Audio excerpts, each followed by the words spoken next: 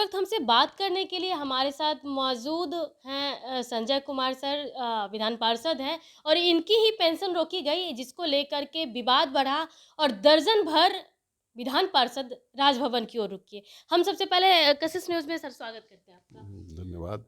और आपका भी हम वेलकम करते हैं कि आपने आकर और ऐसे मुद्दे पर आपने बाइक लेने का काम कर रही हैं, तो आपको भी हम धन्यवाद देते हैं। सर पहली बार ऐसा हुआ है कि सत्ताधारी दल और विपक्ष दोनों ही मतलब सभी के सभी एमएलसी जो है पहुँचे, आपके पक्ष में आए, राजभवन मार्च किया। क्या कारण था सर कि आपका पेंशन रोक दिया गया? सबसे पहले हम ये जानना चाहेंगे। देखिए, सबसे पहले तो मैं ये बताऊं कि ये सब लोग मेरे साथ आए हैं, ऐसी बात नहीं है। चूँकि एक शिक्षा विभाग का वरीय पदाधिकारी या प्रमुख सचिव जिस ढंग से लगातार गैर संवैधानिक नियम पर नियम, अधिनियम के विपरीत काम कर रहा है, पूरे बिहार के शिक्षा के विकास, शैक्षणिक माहौल बनाने के नाम पर शिक्षकों में एक भय पैदा कर रहा है, तानाशाह की तरह नियमों की धज्जी उड़ाते हुए, नज़रअंदाज करते हुए उसके निर्देश और पत्र निकल रहे हैं। हम इसके तहत सारे शिक्षक और बुद्धिजीवी एक साथ और विधान पार्षद जो जनता से चुनकर आते हैं, वो एकजुट होकर इसका विरोध करने के लिए मेरे साथ आए।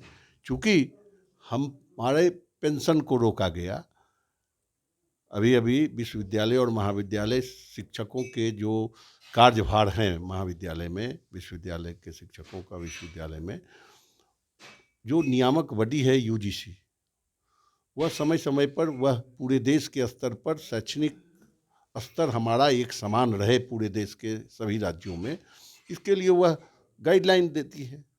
और उसका रेगुलेशन आया 2018 में, जिसको भारत सरकार ने अपने गजट में, राजपत्र में प्रकाशित किया और उसी के अनुसार समय समय पर राजभवन भी सरकार की सहमति से उसको अपने परिनियम में इनकॉर्पोरेट करती है, लेती है। वह भी है कि विश्वविद्यालय और महाविद्यालय के शिक्षकों को कितना दिन वर्किंग डे उनके लिए निर्धारित होगा, वह उस स्टैट्यूट्स में है, यूजीसी के। उसके बियॉन्ड जाकर शिक्षा विभाग के एक शिक्षा सचिव ने सभी कुल सचिवों को एक पत्र लिखा कि प्रत्येक दिन विश्वविद्यालय और महाविद्यालय के शिक्षकों को 5 वर्ग कक्ष लेना होगा।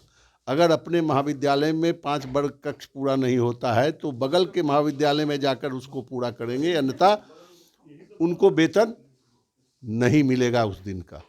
इसी का हमने विरोध किया, जिस कारण से वो मेरा पेंशन रोके। तो ये पेंशन का विरोध है, उनके कार्यशैली, उनके बिल्कुल गैर संवैधानिक नियम पर नियम के विरुद्ध जो कार्य हो रहे हैं, हम लोग एकजुट होकर उसका विरोध कर रहे हैं।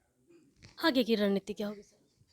रणनीति आगे की उनको हटाने के लिए हम महामहिम से मिले हैं, कल मुख्यमंत्री आएंगे, उनसे भी मिलेंगे, हम मिलने का समय मांगेंगे और वो जब तक हटेंगे नहीं, हटाए नहीं जाएंगे, तब तक यह लड़ाई चलेगी।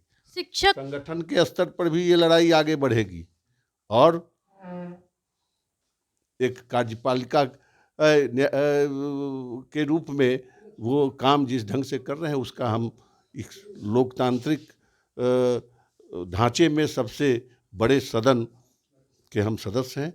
यहाँ के इस स्तर पर भी हम इस लड़ाई को आगे बढ़ाते रहें। यानी कि एक मांग सीधा है आप लोग का कि किसी भी कीमत पे शिक्षा विभाग के एसीएस को हटाया जाए। बिल्कुल, अगर मुख्यमंत्री जी चाहते हैं कि इस बिहार में शिक्षा का माहौल बने, क्योंकि शिक्षक से में भय पैदा करके शैक्षणिक माहौल नहीं बनाया जा सकता। आज पूरे बिहार के शिक्षक भयाक्रांत हैं, दहशत में हैं और केवल शिक्षक ही नहीं, उनके अधिकारी भी हैं, भले भय से न बोलते हों, त्रस्त हैं ऐसे पदाधिकारी से। तो देखिए राजभवन मार्च के बाद पहली बार सामने आया है और सारी बातों को रखा है।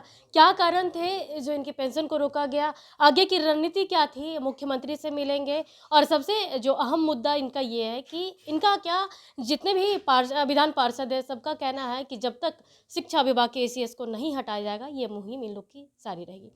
फिलहाल के लिए इतना ही। बने रहे कशिश के साथ। पटना से रिपोर्ट।